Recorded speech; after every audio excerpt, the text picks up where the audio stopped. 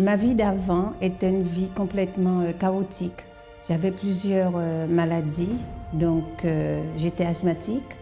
J'avais une perte de sang qui a duré 27 années. En plus de ça, j'étais très nerveuse, très colérique. Au moment que j'ai été révoltée, c'est quand j'ai vu que ma fille commençait à prendre un chemin qui n'était vraiment pas le chemin que je voulais. Je me suis dit, il faut que les choses changent. Et c'est ainsi qu'un vendredi soir, je partais en soirée et je suis arrivée devant le centre d'accueil de Montreuil.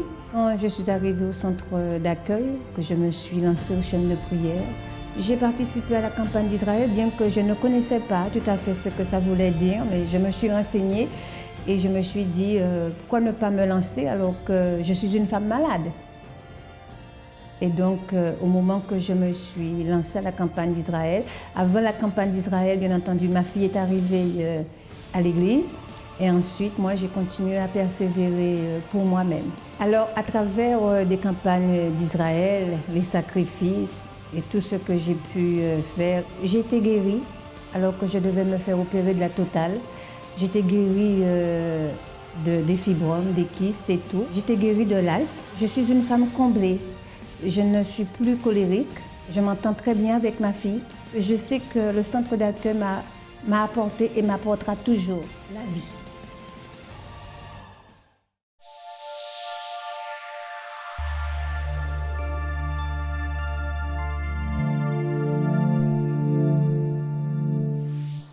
Une fois même, j'ai risqué ma vie en 2010 parce que vraiment ma santé était chaotique. Chaotique. J'étais dépressif au point où on m'avait même ramené dans le centre des gens qui sont dépressifs. Les propos que je faisais, c'est ça qui m'a beaucoup remonté parce qu'un traitement que les fous suivent, à l'intérieur de moi, je me posais la question, qu'est-ce qui m'est arrivé? Moi-même, je ne comprenais pas. Moi, venir au centre d'accueil, c'est parce que j'avais profité d'un groupe qui allait en Israël. Je voulais visiter la terre sainte. J'ai sacrifié. La chose qui m'a le plus touchée, c'est ce propos du mouchoir. L'épaisse, si vous avez l'explication, c'est quelque chose qui est horrible. On m'a passé l'onction, je suis rentrée, le lendemain c'est sorti. Dieu m'a honorée. Ma vie professionnelle, je ne peux pas vous dire, comme je disais tout à l'heure, je ne manque pas mon pain. Dès que je prends le comprimé, ça brûle. Mais quand j'ai utilisé le mouchoir, ça fait déjà, voici la première semaine, ça sèche seul. Ma mère, elle a eu l'AVC, sa main droite est bloquée, elle n'utilise pas sa main droite. J'ai utilisé le même mouchoir sur la main de ma mère, elle commence à se défendre déjà avec sa main gauche. Parce que même les infirmières, quand on fait sa toilette, elles se défendent déjà, ce qui ne se faisait pas. Je pardonne. Je vais même vers les gens. Je sais m'humilier. Je connais ce que c'est que l'humiliation. Parce que j'ai appris. Moi, le centre d'accueil, c'est une école. Bonjour à tous, soyez bienvenus à cette émission. Qu'est-ce qui amène une personne à se sentir triste, abattue, angoissée, complexée, avoir le désir de suicide, se sentir abandonné par les autres? Il y a certains cas qui sont d'origine de l'enfance, des problèmes d'enfance. Mais il y a d'autres cas qui n'ont pas d'explication. Quelle sera la racine?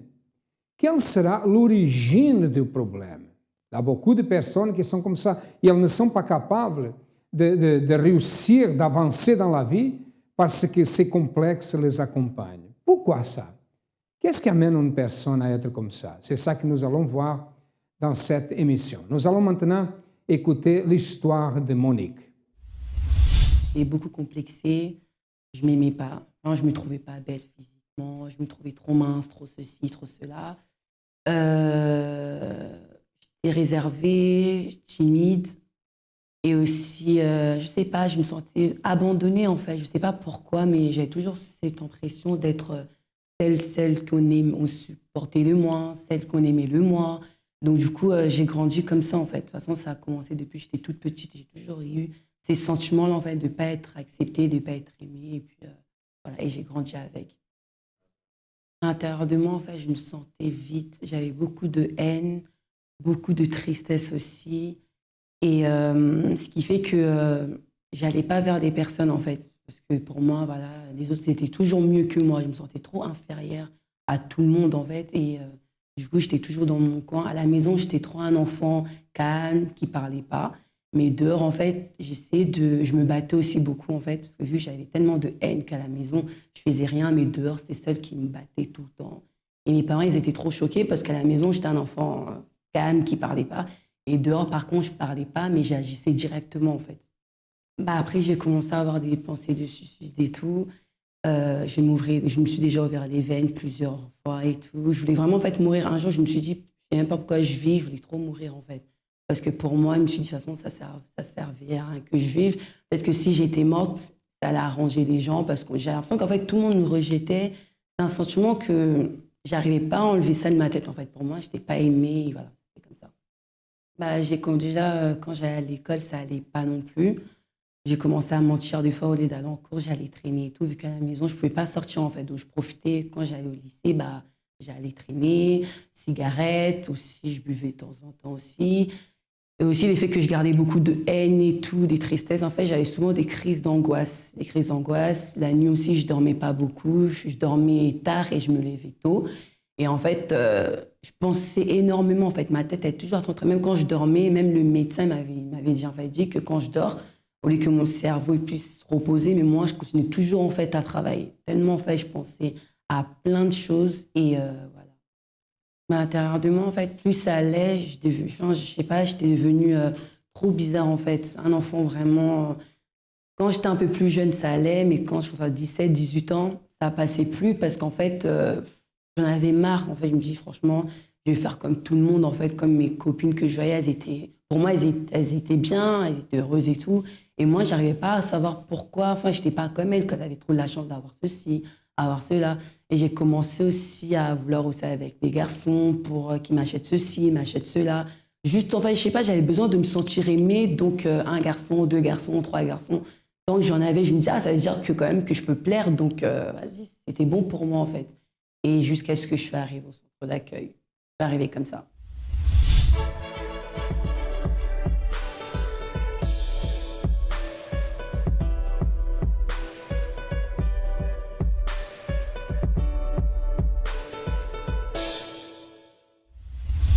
Ce type de situation, comme elle a parlé, j'ai remarqué ici, timidité, complexe, une personne réservée, rejetée, mal aimée, se sentait vide, elle avait la haine, elle avait la tristesse, plusieurs tentatives de suicide, elle avait l'envie de mourir, de fortes crises d'angoisse, beaucoup de choses.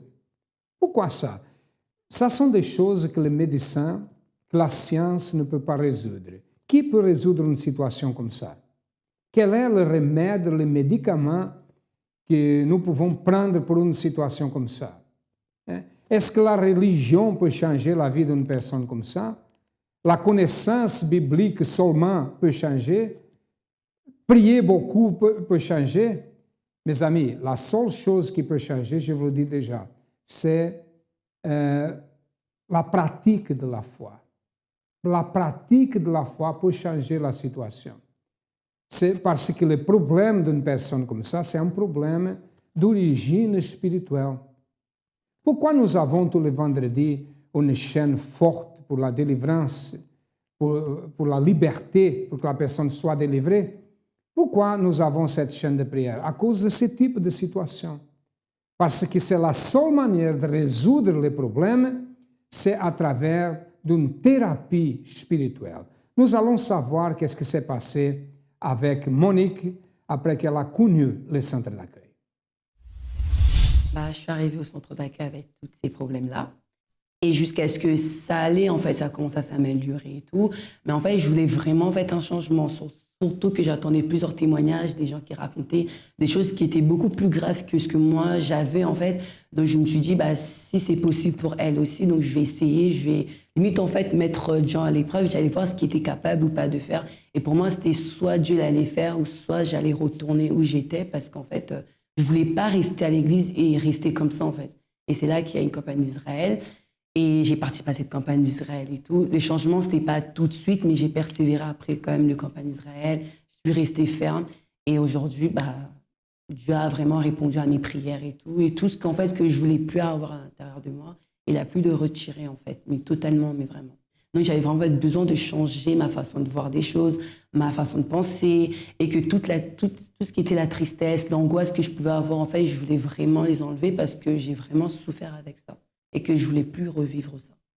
La campagne d'Israël, en fait, pour moi, c'est une opportunité pour toutes les personnes, en fait, qui arrivent au bout, qui se disent que voilà, c'est bon, soit c'est maintenant ou soit c'est fini, en fait. La campagne d'Israël, c'est vraiment, pour moi, c'est quand t'en peux vraiment plus, en fait, c'est la campagne d'Israël. C'est ça qui te définit, c'est ça qui te met vraiment, qui détermine tout, en fait. C'est vraiment la campagne d'Israël. Et je croyais, en fait, je me suis dit, voilà, j'ai fait ma campagne, je l'avais vraiment faite vraiment à fond. Donc, je me suis dit que forcément, ça allait arriver, en fait. Le changement, ça allait arriver. Donc, avec le temps, sans même me rendre compte, en fait, il y a des changements. J'ai commencé à être stressée, angoissée. Je dormais très, très bien. Et même, en fait, les envies de suicide, en fait, c'est parti tout seul, sans même que je fasse d'efforts, c'est parti. Et aussi avoir des pensées positives, en fait, à croire à ce que je faisais, avoir plus confiance en moi. Et c'est comme ça que ça a commencé jusqu'à aujourd'hui. Et aujourd'hui, en fait, voilà, je suis une personne complètement transformée, plein de vie. Je suis heureuse, épanouie. Franchement, j'ai plus de complexes, j'ai vraiment plus de mauvaises pensées. Des fois, voilà, ça peut arriver, mais maintenant, j'ai plus de force, en fait, pour me battre. Avant, j'étais trop... dès que ça allait pas, je me disais, de toute façon, maintenant, quand ça va pas, j'arrive, en fait, à me dire, non, il faut que je fasse ça. J'ai plus de vie, en fait, et envie aussi de vivre, de faire des choses que je n'étais pas capable de faire auparavant. En fait, ce que j'ai appris, en fait, du sacrifice, j'ai appris que les sacrifices, c'est en fait une base. Ça veut dire que on est toujours mené à sacrifier, en fait. Des fois, on est là, on se dit que non, on n'a peut-être pas besoin, mais quand on passe vraiment par des moments super difficiles, c'est la seule solution, en fait, c'est aller sacrifier. Ça, c'est la base. Si on veut avoir des changements, des grands changements, c'est des sacrifices. Si c'est des petites bénédictions, là, c'est des chaînes de prière. Mais quand on veut vraiment un changement, comme moi, j'en avais besoin, en fait, j'ai essayé des chaînes de prière. Ça allait, en fait, mais le sacrifice qui a tout nettoyé, en fait. Enlever toute la racine, tout déraciner, tout nettoyer, tout couper, quoi. C'était que le sacrifice qui a pu faire ça. Le centre d'accueil, pour moi, en fait, franchement, avec mes mots, je trouve, ça représente pour moi, en fait, un nouveau départ et une opportunité que j'ai pu avoir. Ma vie sentimentale, aujourd'hui, je suis mariée. Je suis épanouie dans mon mariage avec un homme de Dieu et franchement, je suis bien mariée et je suis super heureuse. Aujourd'hui, ça va, tout va bien. Il y a des luttes, mais voilà, on se bat pour. Et franchement, je suis bien. Et Dieu merci. Votre vie n'avance pas. Vous êtes déprimé. Vous passez d'échec en échec. Vous cherchez à vous réfugier dans l'alcool, la cigarette, les compagnies d'un moment, tous ces vices qui procurent un moment de satisfaction passager. Mais vous continuez malade, avec des douleurs constantes, votre vie sentimentale et professionnelle brisée. Il y a une solution. Venez détruire toutes ces chaînes négatives et retrouver votre véritable potentiel qui fera de vous un vainqueur. Tous les vendredis dans tous nos centres d'accueil. Plus d'informations sur notre ligne amie 24 heures 01 53 35 85 12 ou sur notre site www.centredaccueil.net. Centre d'accueil, nous croyons en vous comme personne. À travers la campagne d'Israël et à travers les chaînes de prière, elle a été délivrée. Le mal qui était dans sa vie, l'esprit de suicide, d'angoisse, qui faisait qu'elle se sentait mal aimée, qui provoquait toutes ces choses-là, cette force du mal a été arrachée par la racine. Ce mal n'est pas arraché. Qu'est-ce qui se passe? La personne n'est pas capable de réussir. La vie va de pire en pire. Monique, si elle n'avait pas connu le centre d'accueil, certainement elle avait déjà se suicidé. Elle est une des personnes, des milliers de personnes, des millions de personnes qui ont été sauvées du suicide à travers la pratique d'une foi intelligente, à travers la thérapie spirituelle. Votre vie ne marche pas, les choses n'avancent pas dans votre vie, sachez qu'il y a une solution. Nous allons maintenant écouter plus de témoignages et après nous retournerons. C'est la campagne Israël le mois de juillet. Oui. Je venais d'arriver, je ne connais pas ce qu'ils savaient, les campagnes d'Israël, là, comme ça. Je venais d'arriver ici. Bon, j'ai obéi, j'ai fait la campagne. Mais je dis, Seigneur, il faut avoir une nouvelle identité. Je suis une autre personne. J'étais encore au chômage, ma mère aussi au chômage. Ma mère a perdu du travail. Puis dans la campagne, je dis, Seigneur, je ne veux pas aller demander aux crédits de me pistonner. Je dis, Seigneur, je veux trouver mon travail, pas moi-même. Et ma mère, c'est pas moi-même, comme c'est moi qui fais les marches pour ma mère aussi. Ça veut dire, excusez-moi, vous êtes arrivé alors au centre d'accueil par terre, sans rien. Sans rien. Je veux dire que j'étais spirituellement rien du tout. J'étais en colère, l'amertume, tout ça. Comme j'étais dans l'église, tout le monde me voit heureuse, mais à l'intérieur de moi, il y avait une tristesse. C'était pas vraiment. À l'extérieur, j'étais bien. Tout fait. C'est une semblance, c'est comme vous voulez dire, une masque. Et la campagne, je commence en arrivant ici. Cette amertume, cette colère, ça a disparu totalement. J'étais délivrée de ça. Et après, c'était le chômage. C'était un peu des petits trous boulot, passer par là. C'était pas des petits. J'ai dit, Seigneur, je veux une autre chose. Si des enfants, ma vie doit faire la différence à ceux qui ne servent pas. Parce que ma famille ne connaît pas Dieu. Exactement. Et je dis, il doit faire la différence, Seigneur. C'est pas normal. Je ne veux pas aller voir mon nom qui ne connaît pas Dieu, de chercher un peu de remplacer pendant les vacances. Pendant le vacances août, ça ne marche pas. Mais moi, j'ai pas gardé ma foi. J'allais voir pour une patronne pour aller dans une école me donner mes CV. J'ai compte sur cette personne, ça va marcher. Mais à la fin, en septembre, il ne m'a rien dit. J'ai déposé une CV dans une école et là, on m'a appelé. C'était moi-même. J'ai trouvé mon travail moi-même. Je devais être volante. Et comme dans les éducations, quand tu n'as pas une place fixe, très volante. Et dans tout le jour, on te remplacer toujours. Remplacer. Donc, je venais pour 2 heures pour la cantine. Après, la personne m'avait dit, toi, c'est ton profil, ce profil-là, je veux ça. C'est ce profil que je cherche. C'était bon. Il me dit, après, il m'appelle, est-ce que tu veux aller faire d'autres heures aussi? J'ai dit, ah bon? Oui. Je m'arrange, j'ai dit oui. Ah bon? Et quand je suis arrivée, les autres personnes qui étaient là avant moi, ils ne peuvent pas encore avoir une place fixe. Moi, j'ai ma place fixe, je suis plus volante, j'ai une place fixe. Et ma mère, elle a trouvé aussi du travail. On ne demande pas aux gens, c'est nous-mêmes, avec moi-même, avec mon Dieu à moi, on a trouvé notre travail nous-mêmes. Et maintenant, je sais, Dieu ouvre mes yeux, je vois ce que je pense que j'ai là, je veux plus. Et commence à faire des chemins pour moi. Ça veut dire qu'à travers la campagne d'Israël, tout a été transformé. Ma vie spirituelle, je suis transformée une autre fille. Même à la maison, ma mère dit, oh là, cette église, et elle est déjà venue ici. Et quand j'étais 7 ans de mon examen, elle n'est jamais partie, mais ici, elle est déjà venue ici. Elle dit, cette église-là, c'est que Dieu. Comment était votre vie? Elle était complètement détruite. J'avais beaucoup de problèmes. J'étais vicié dans l'alcool, drogue. J'étais aussi dealer, vol. Des vols? Toutes sortes de vols. J'avais tout fait. J'ai fait que ça. Du matin jusqu'au soir, j'ai fait que ça. Vous savez le bien que le centre d'accueil a fait? Ce n'était pas le centre d'accueil, qui ça, des gens qui étaient ici étaient déjà volés aussi. Hein? Qu'est-ce que l'Église a fait? L'Église a sauvé beaucoup de personnes, non seulement lui, mais beaucoup de personnes qui étaient peut-être allées être victimes de ça. Vol, votre vie détruite. Célibat aussi, j'ai vie sentimentale détruite, vie spirituelle détruite. Dans la semaine, 2 ou 3 fois chaque nuit, il y a quelqu'un qui vient prendre la m'étouffer. Je n'arrive pas à respirer, je n'arrive pas à crier. Presque chaque nuit, c'était comme ça. La mort. La mort, voilà. Vous m'avez dit une fois que vous avez pensé au suicide. À un moment donné de ma vie, j'avais tellement de problèmes, j'avais la haine aussi contre beaucoup de personnes. J'ai pris la décision de suivre un groupe armé. Chaque week-end, je partais voir un ami, on buvait ensemble parce que j'étais aussi vicié dans l'alcool. J'étais aussi vicié dans l'alcool. C'est ça le plus grand problème que j'avais. Alors, chaque week-end, on s'assied ensemble pour boire. Une fois, je suis rentré, il m'a tendu un semeur. Il m'a dit, j'ai trouvé dans ma boîte aux lettres. Parce qu'il me voit, des fois, je suis intéressé à lire la Bible, je cherche. Il m'a jeté comme ça un semeur. Il m'a dit, viens, peut-être tu vas dire que tu aimes ça. Alors, quand je commence à lire, j'ai vu certains témoignages des personnes qui, même probablement viciées dans les drogues, dans l'alcool. Alors, j'ai dit, je vais partir. Je vais essayer. Je voulais venir, mais je n'arrive pas. À chaque fois que je viens, je retourne de la porte. À chaque fois. Je suis rentré 1 fois, 2 fois, 3 fois. Alors, une fois, je voulais rentrer, je suis revenu. Il y a une ouvrière qui m'a appelé. Venez, monsieur. Et il m'a touché la main. Et après, je suis rentré. Sinon, je ne rentrais jamais. Sinon. Ça, c'est une guerre. Dieu l'appelait et le diable vient. Dieu l'appelait, il marchait, le diable vient ici, n'est-ce pas? Mais un jour, vous avez resté. Après, oui, je suis rentré. Qu'est-ce que tu as fait? Il a tout changé. J'ai arrêté de tous les vices. En plus, c'est tout de suite. Parce que quand je suis rentré, j'ai trouvé des campagnes d'Israël. Une semaine ou 15 jours.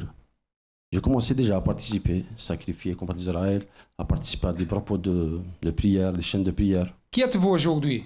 Maintenant, je suis bien, je suis plus vicié, je suis bien, j'ai la paix, je dors bien, je suis marié. Avant, j'avais pas de logement, maintenant je suis bien dans un logement. J'ai tout ce qu'il faut. Tout a changé. Complètement. Amen, grâce à Dieu. Et que Dieu bénisse. L'époque la plus difficile de ma vie, c'est quand je suis passée par une situation par laquelle je ne pensais pas passer, à cause d'une bactérie qui se trouvait dans l'organisme de ma fille, dans son intestin à cause du lait qu'elle a bu. Elle a eu un arrêt cardiaque mortel. Qu'est-ce que j'ai fait? Je l'ai amenée à l'hôpital. En arrivant là-bas, ça faisait déjà 40 minutes qu'elle était morte.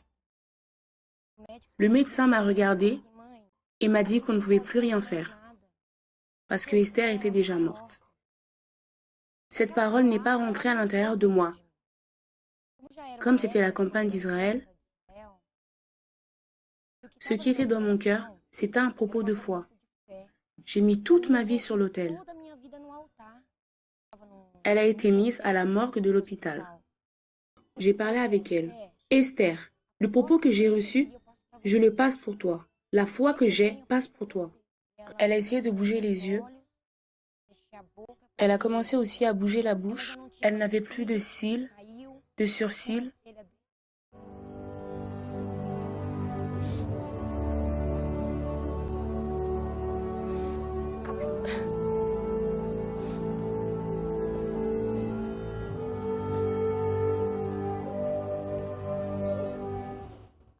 Ils ont rasé sa tête.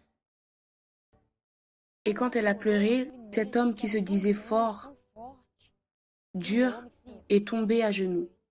Mais j'ai un document qui prouve la mort d'Esther. Alors aujourd'hui, je vois la grandeur de Dieu dans ma vie et dans la vie d'Esther. Dans sa santé, je peux dire avec certitude et conviction que je suis préparée pour la prochaine campagne d'Israël, ici dans le temple de Salomon. Changement. Changer pour le meilleur. Qui n'aimerait pas? Avez-vous besoin d'un changement dans votre vie? Avez-vous déjà frappé à de nombreuses portes et vous n'avez pas trouvé de solution? Pourquoi des milliards de personnes ont déjà conquéri le changement dans leur vie? Parce qu'elles ont donné le premier pas. Donnez le vôtre et participez à l'événement changement. Car dans la vie, tout change. Et vous pouvez changer et atteindre la vie que vous désirez. Si vous avez besoin d'un changement dans votre vie, cet événement est pour vous. Vendredi 15 août, jour férié national, à 18 h, dans tous les centres d'accueil d'Europe. Pour plus d'informations, ligne AMI 24 h au 01 53 35 85 12 ou sur notre site centredaccueil.net. Centre d'accueil, nous croyons en vous comme personne. L'impossible peut devenir possible, n'est-ce pas? Beaucoup de personnes qui rendent témoignage. Et une des choses qui attire mon attention, c'est la campagne d'Israël. Nous pratiquons la campagne d'Israël, nous réalisons 2 fois par année, plus ou moins. Et quand la personne participe à la campagne d'Israël, beaucoup de personnes sont capables de réussir, de réaliser ses rêves, ses objectifs. Nous allons écouter un témoignage de la campagne d'Israël. Avant d'arriver au centre d'accueil, j'avais des problèmes de malédiction. J'ai mon fils qui est né drépanocytaire et les médecins m'ont dit qu'il n'allait pas marcher. Et il y avait des problèmes d'échec scolaire. Oui, mon mari, en fait, un jour, il avait beaucoup de palpitations. Donc, on a vu un cardiologue et il m'a dit, si c'est ce que je soupçonne, votre mari est entre la vie et la mort. Donc, on a fait des examens et finalement, il a été opéré à l'hôpital. 8 heures d'opération où ils ont pris le cœur, ils ont mis à côté. Mais les médecins m'ont toujours dit que pour son âge, c'était pas On voit rarement les gens avec... on opère rarement les gens avec cette maladie. Et après, un jour, j'étais en train d'expliquer à une copine que j'ai trop de problèmes dans ma vie. Et c'est comme ça que quelqu'un m'a tendu le semeur. Et c'est comme ça que je suis arrivée au centre d'accueil. J'ai participé à des campagnes. Comme dernièrement, ma fille a fait une tentative de suicide. Je sais que si je n'avais pas Dieu, je pense que ma fille n'allait pas vivre. Alors que les médecins me disaient qu'il va falloir peut-être faire une transplantation du foie. Et c'est les mêmes médecins qui m'ont dit non, non, non, elle va bien, elle va sortir dans 2 jours. Ma vie, elle va bien. Mon fils qui était malade, qui était drépanocytaire, il est guéri. Mon mari, il est guéri. Ma fille qui a eu des problèmes d'échec scolaire, aujourd'hui, elle a fini ses études, elle s'est mariée, elle attend un enfant. Tout ce que je pensais que tout ce qui était malédiction dans ma famille, aujourd'hui, pour moi, Dieu a mis la main, il a ôté cette malédiction et le centre d'accueil représente pour nous un lieu qui nous apporte beaucoup de joie, beaucoup de réussite et je remercie Dieu vraiment de m'avoir conduit ici. Nous croyons au miracle parce que nous avons déjà vu des milliers, des millions de miracles dans la vie de beaucoup de personnes. Moi-même qui suis ici, je suis un miracle. Au soir, Dieu a réalisé un miracle aussi dans ma vie, dans la vie de ma famille. Dieu veut faire la même chose dans votre vie. Peut-être vous avez des problèmes, des maladies constantes, des problèmes de séparation, de vices ou d'autres parmi la famille. Sachez que tout est possible. Nous sommes là pour vous aider si vous avez besoin de notre aide. Nous sommes situés au 254 de la rue du Faubourg Saint-Martin, au 10e arrondissement à Paris. Nous avons d'autres centres d'accueil dans toute la France. Vous avez déjà constaté que les adresses passent dans votre ordinateur, dans votre téléviseur. Si vous voulez changer, cherchez le centre d'accueil le plus proche et certainement vous allez trouver la victoire. À demain et que Dieu vous bénisse à tous abondamment.